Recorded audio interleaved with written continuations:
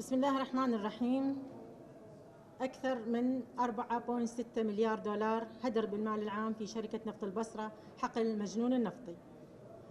توفرت لدينا وثائق تثبت أن المكلف بمهام مدير عام شركة نفط البصرة وكالة الحالي تسبب بهدر أموال بلغت أكثر من 4.6 مليار دولار بتغاضيه عن الأضرار التي سببتها شركة شل في حقل المجنون النفطي،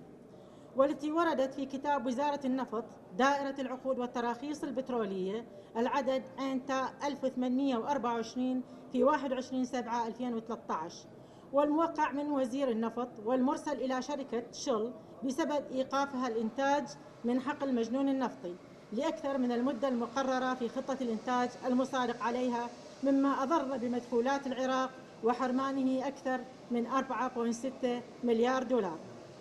ونظرا لأهمية الموضوع تمت مخاطبة وزارة النفط بكتابنا بالعدد 581 في 13/1/2019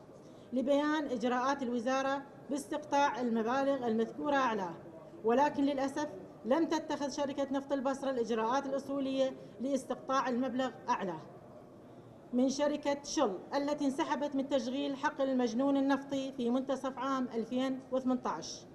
مما أدى إلى هدر أكثر من 4.6 مليار دولار من جراء سوء الإدارة والفساد المالي والإداري لبعض المكلفين بإدارة الشركة.